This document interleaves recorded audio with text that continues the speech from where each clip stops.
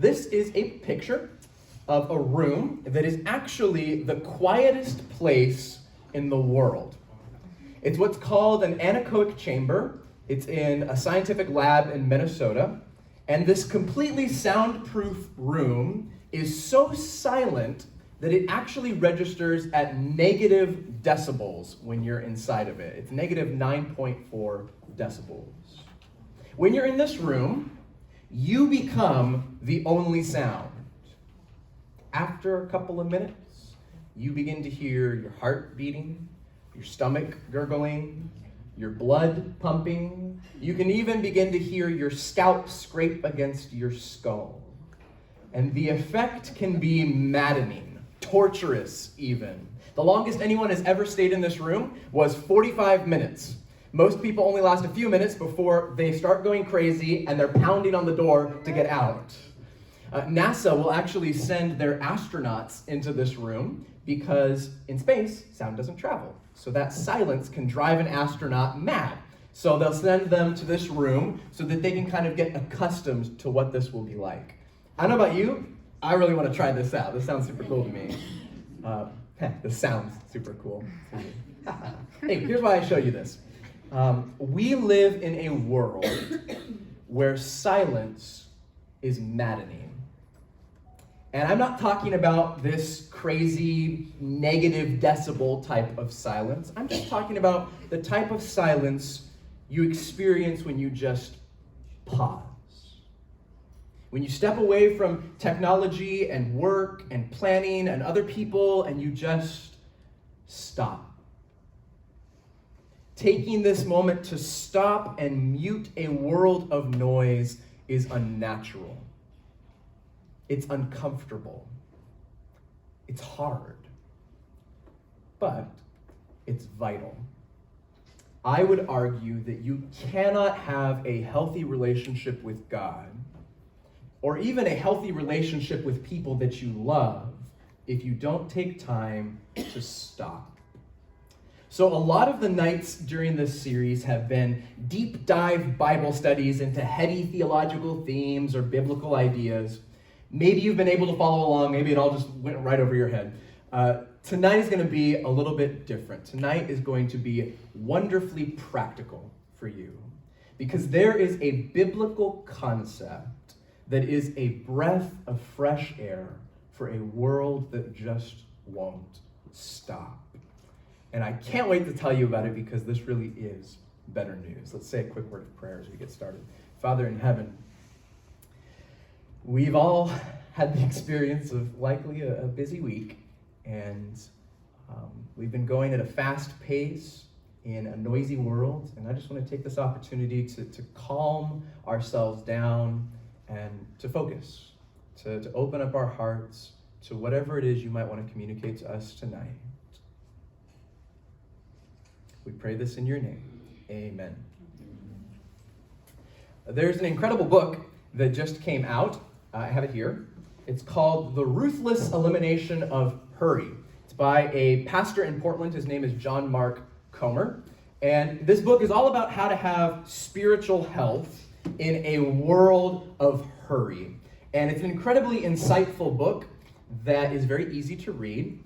And a lot of the first half of my presentation tonight is going to borrow some information from his book. So just a heads up for that as we begin. When you ask someone, how are you? What do you usually hear in response? Yeah. But more and more, here's what I hear.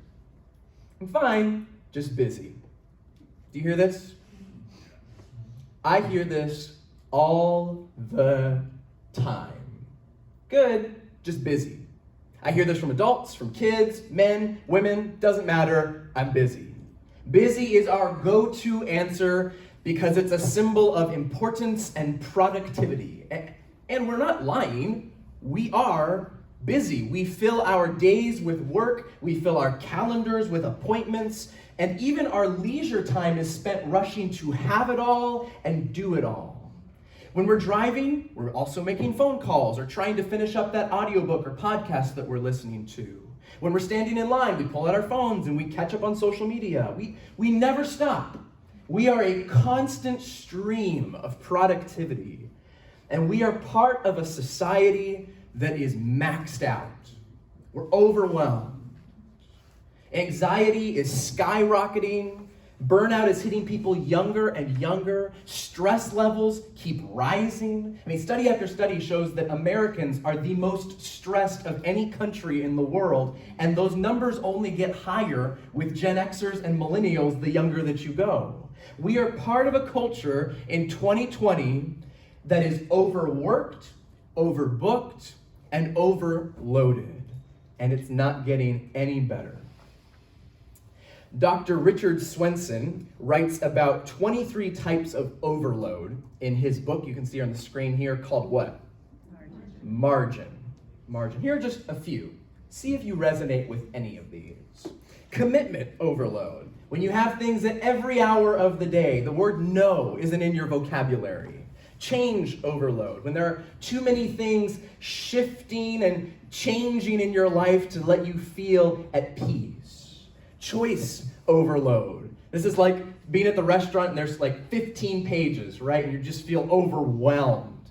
Or when you try and buy something on Amazon and you have to sift through reviews and product specs of 8 different items of just different brands, but you're just looking for one thing before you can buy it. Expectation overload. I mean, do I even need to explain what this one is? People, especially in younger generations, feel the mounting pressure of expectations. And it doesn't get any better with age. We place high expectations on everyone, including ourselves. Information overload. How you might be feeling about some of these presentations. Media overload. There are just too many options in entertainment these days, right? I mean, streaming content alone, it's impossible to keep up when every day there's a new album that dropped, or a new TV show that the internet's raving about, or a new movie to catch up on. Ministry overload. As a pastor, I couldn't do my job without the amazing help of ministry volunteers. But I have seen some of you suffocate under the strain of being involved in too many very good things. People overload. Introverts, can I get an amen? Amen. Wow, a lot of you here tonight. Thank you for coming out and joining us. Problem overload. Either you're a person who always wants to solve every problem in your life and everyone else's, or you're the person that can always see the potential problems in every situation.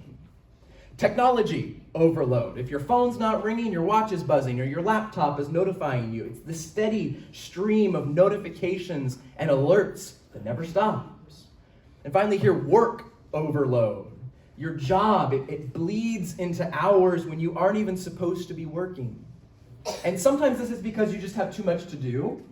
Sometimes you're done and you just can't stop. And there's like 10 more of these in this book. And the whole point of Dr. Swenson's book is the title, a word called margin. Margin is when you put space in your life so that you aren't pushing up against or exceeding your limitations at every turn. And having margin in your life is essential. Why? Because you can't do it all. You can't do it all. If you live your life on overload, hurrying from one thing to the next, trying to cram as much as you can into every week, day, and hour, what will that do to you? What will that do to your relationships? I mean, does this have positive effects? In the book that I showed you, Comer outlines 10 symptoms of what he calls hurry sickness. And his whole point is that our capacity to love gets drained when we are in a hurry. So these are 10 signs of overload. See if you can relate with these. Irritability, right? Where little normal things irk you. Hypersensitivity, when minor things escalate into major emotional events. Restlessness, when you're actually trying to slow down and rest, you can't actually relax. Workaholism, or I like in parentheses there, or nonstop activity, can't stop, won't stop, right? Emotional numbness, you don't have the capacity to be able to feel other people's pain or your own. Out of order priorities, you feel disconnected from your identity and from your calling. Lack of care for your body, sleep, exercise, healthy eating, it all falls by the wayside. Escapist behaviors is when you turn to socially acceptable addictions. Slippage of spiritual disciplines, the things that are truly life-giving to you are the things that are the first to go. And finally, isolation. You feel disconnected from others and from God. Friends, can you relate to anything on here?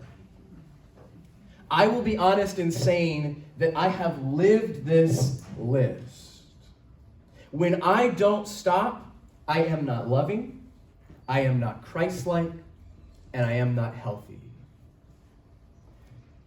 So look, if you're here or you're watching online, that means there is at least some part of you that is interested in building or growing a spiritual life, to learn more about God and to understand what it means to walk with Him. But I will be bluntly honest with you and say this. The pace of life that many of us run at does not accommodate spiritual growth or even spiritual stability. It is a recipe for spiritual decay and likely spiritual death. Ronald Rolheiser writes this: we, for every kind of reason, good and bad, are distracting ourselves into spiritual oblivion. It's not that we have anything against God, depth, and spirit. We would like these. It is just that we are habitually too preoccupied to have any of these show up on our radar screen. We are more busy than bad, more distracted than non-spiritual, and more interested in the movie theater, the sports stadium, and the shopping mall, and the fantasy life they produce in us than we are in church. Pathological busyness, distraction, and restlessness are major blocks today within our spiritual lives. If you feel like your life is plagued with stress and hurry and busyness, if you feel like your spirit is lagging behind the pace of your body, I have very good news for you. There is a great way to fight back against this cultural pressure to achieve and struggle and hustle. It's called Sabbath, and it is in your DNA. So there's a lot to be said here, and there is limited time in which to say it. So I am going to be efficient with this topic, but I'm not going to be exhaustive about it. Tonight will be the starting point of a conversation that is totally worth having. So we will start, as we always do, with a quick Bible study on Sabbath.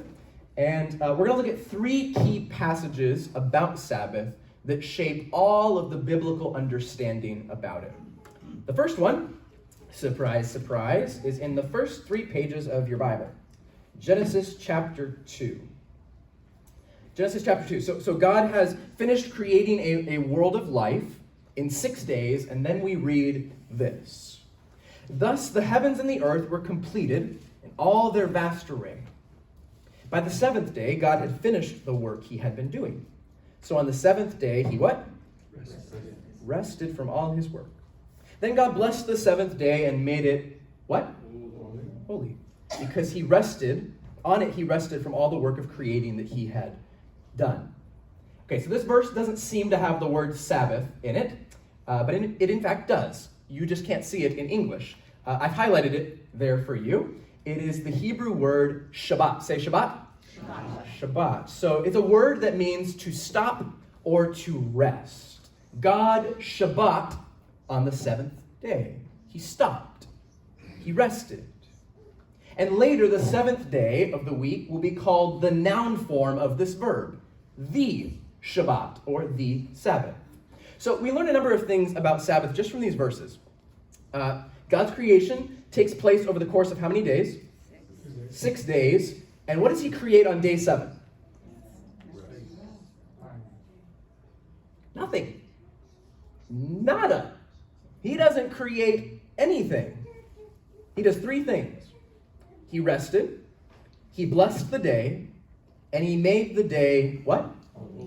Holy. Do you remember that word from last weekend? Holy. Does anybody remember what it means? I heard it there. It means unique or set apart.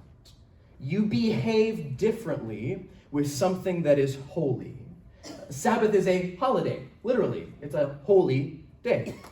Abraham Joshua Heschel, he's a modern-day Jewish rabbi. He wrote an incredible book on the Sabbath called, wait for it, The Sabbath. And in the book, he notes that the very first thing that God makes holy is a day. It's not a building or a monument or even the Garden of Eden itself. It's time. And Heschel calls the Sabbath God's great cathedrals in time. I love that. The 7th day is architecture in time, a time block that God makes holy. Or put into terms that we've been using over the course of our series, the 7th day of the week is an overlap in time between heaven and earth.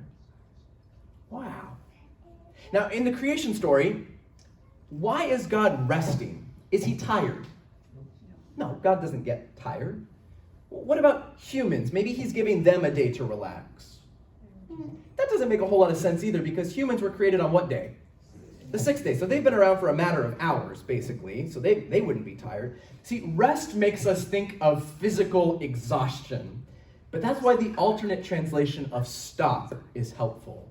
Why does God stop creating on the 7th day? It's not to take a break. It's because there's nothing left to do.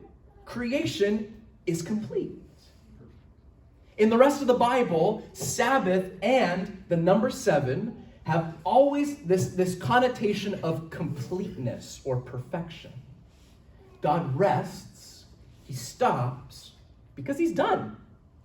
His masterpiece is finished, and creation is, over and over again, what's his word? Good. It's good. And now he just wants to sit back and enjoy it all with the humans that he created. We'll come back to this. So, Sabbath is the 7th day. It's a holy space in time. Second key place that Sabbath appears. Any guesses? Exodus. Yep, Exodus chapter 20. What's in that chapter? There's the 10 Commandments. So tomorrow we'll talk about the purpose of the 10 Commandments. But these are laws that God gives to his people at Mount Sinai. And these laws are built to help reflect God to the nations. And it's basically God's recipe for flourishing life. So command number 4 is this.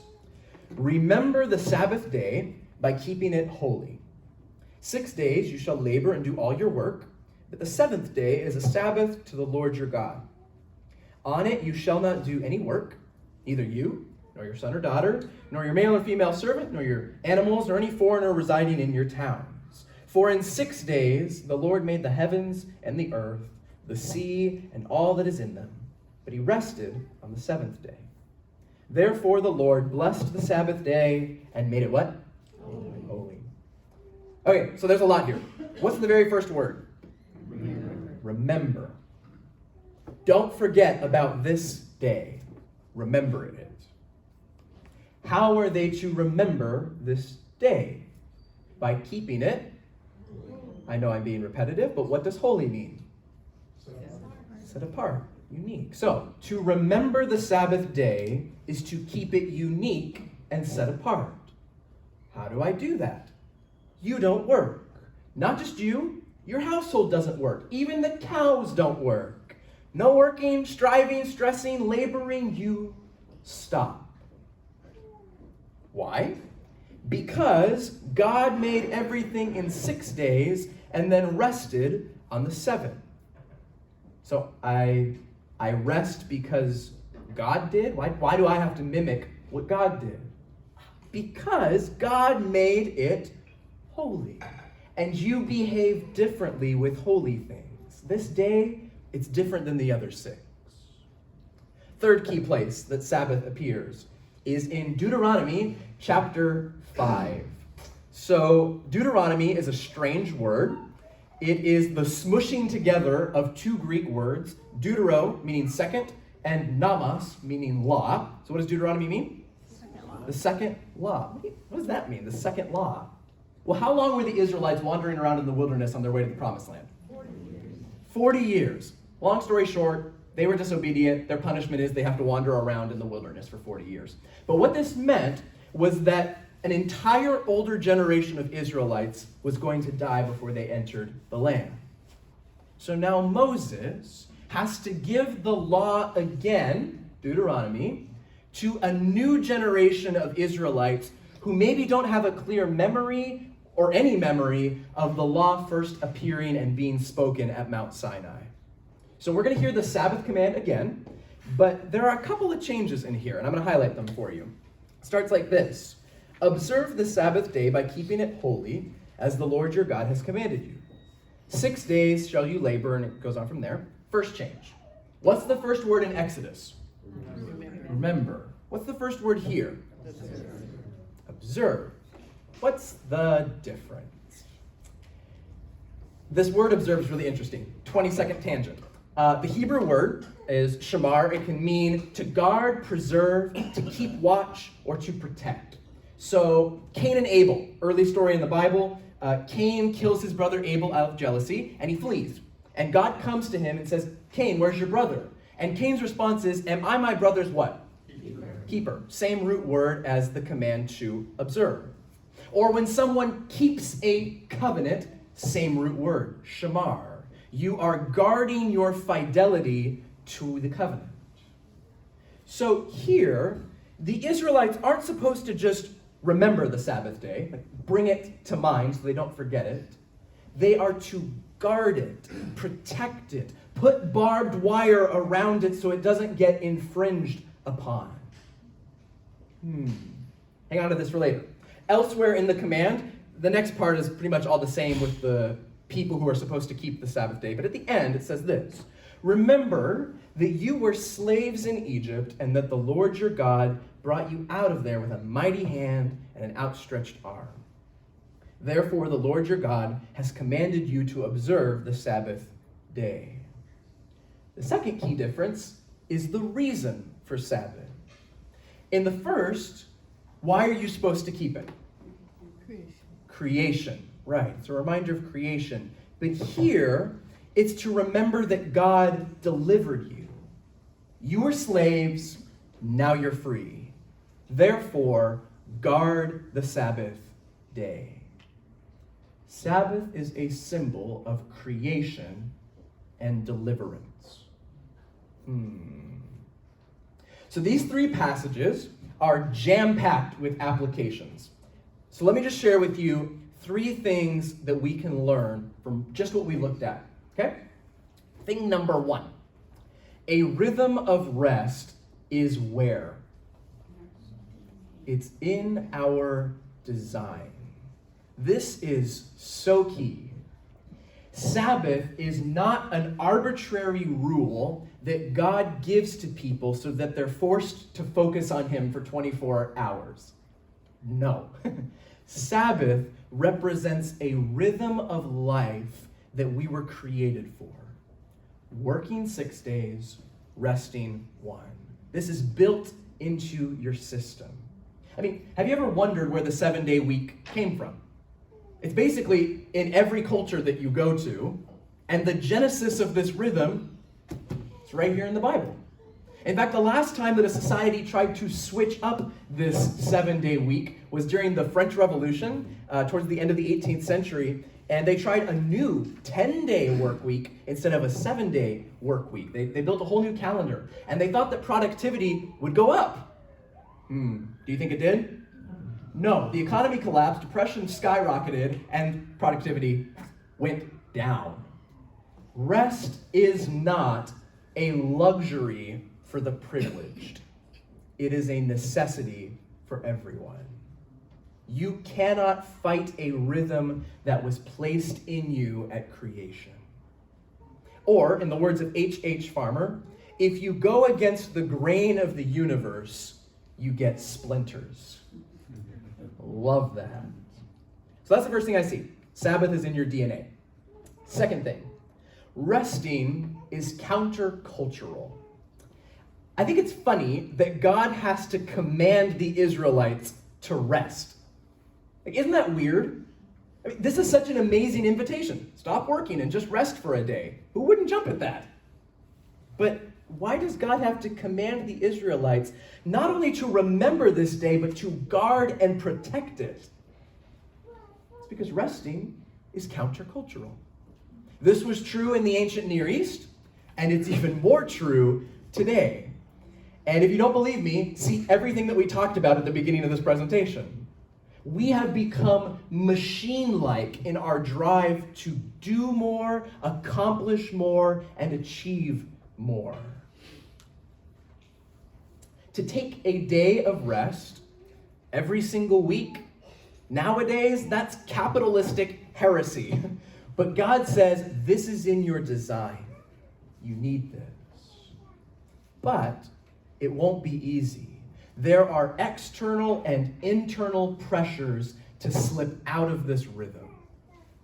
So, finally, Sabbath is a weekly reminder of the big picture story.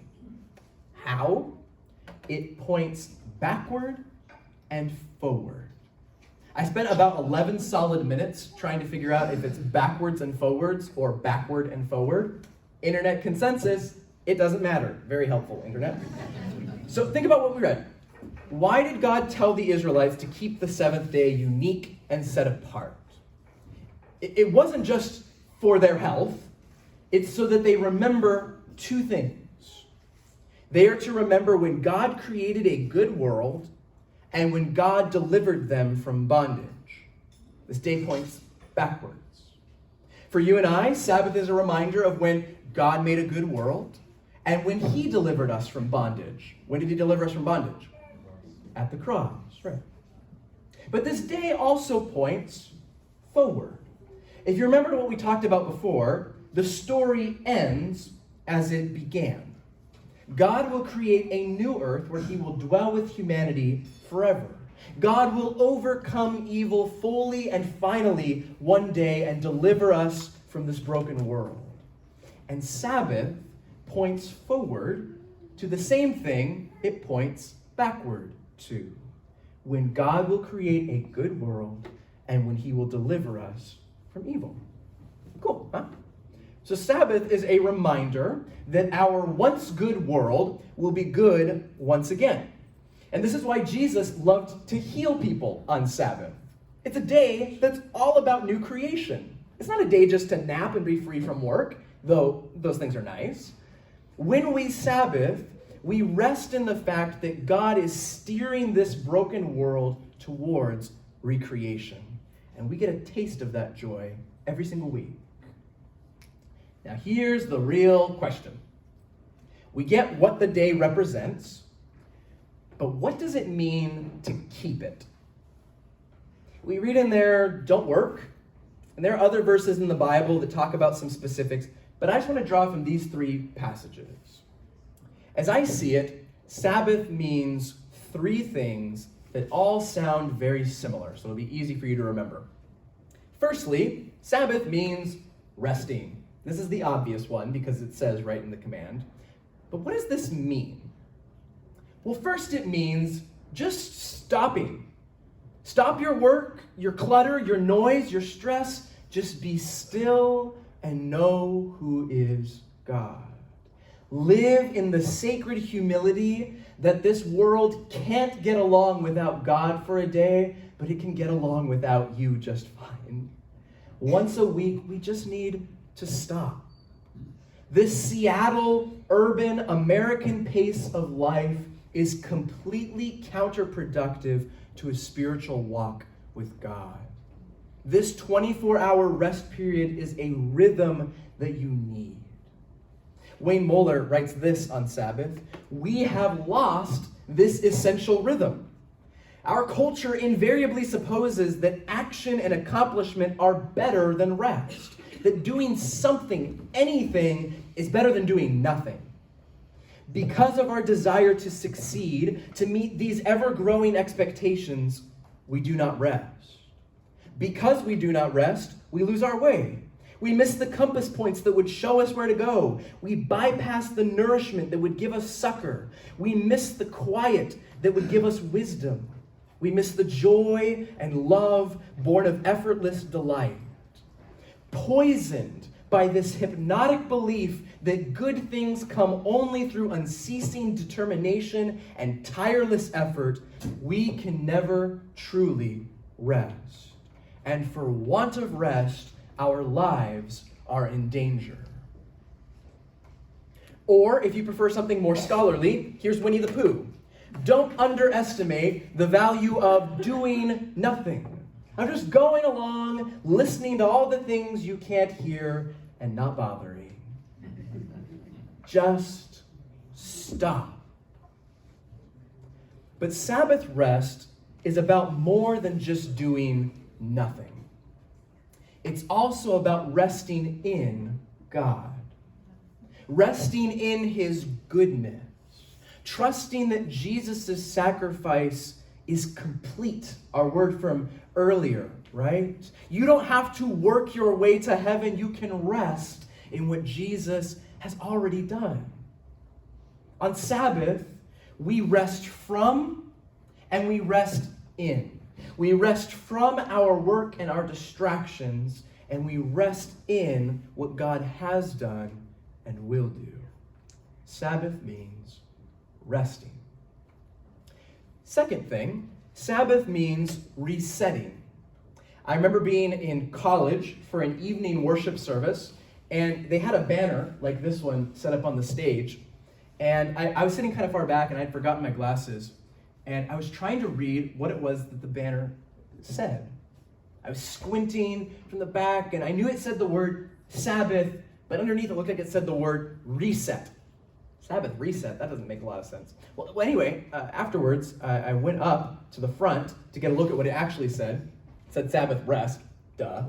But then I realized that my blindness had accidentally stumbled upon something profound. Yes, Sabbath is a day to rest, but it's also a day to reset, to reorient yourself in Jesus, to recenter your heart towards God.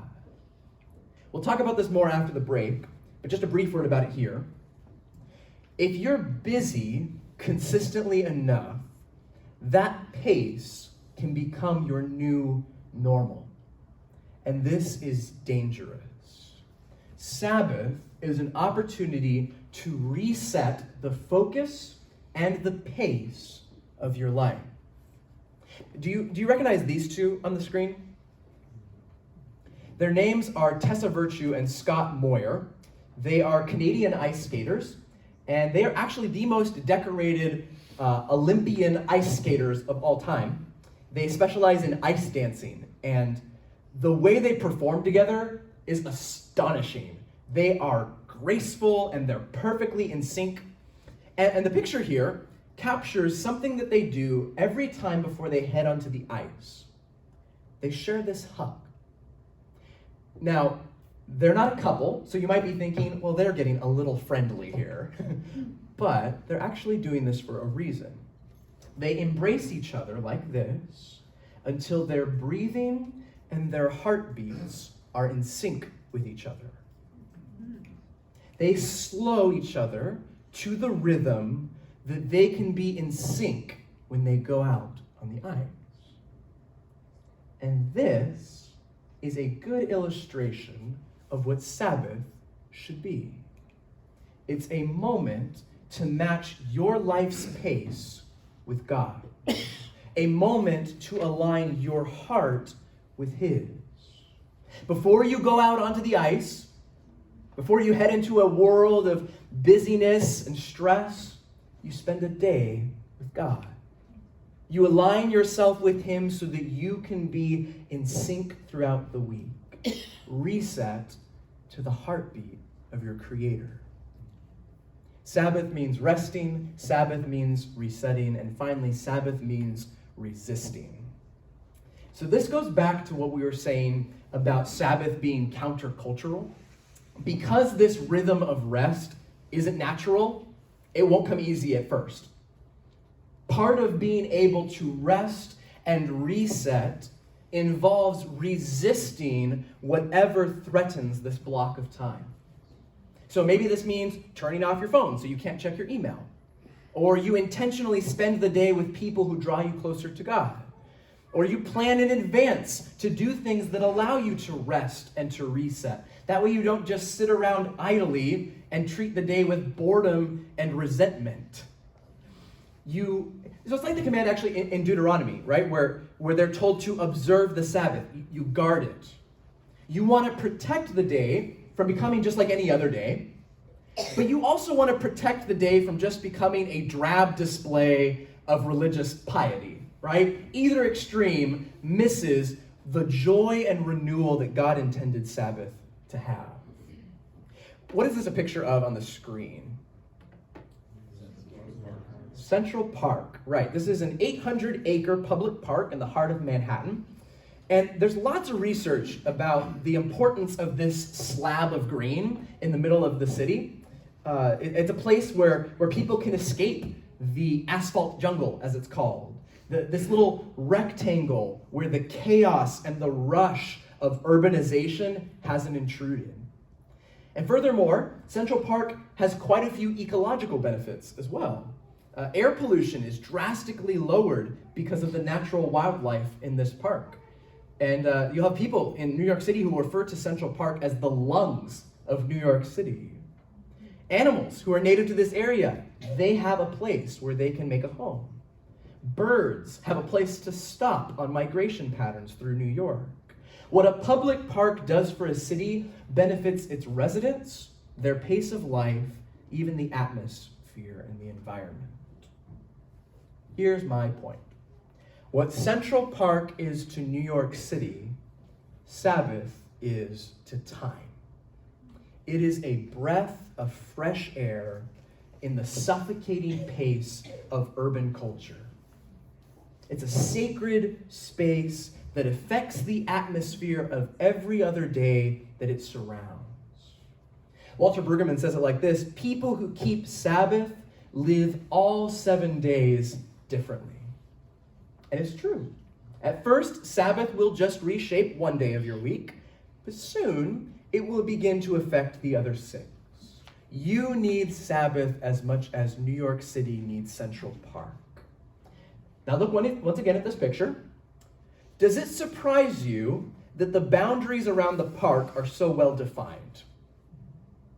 It surprises me.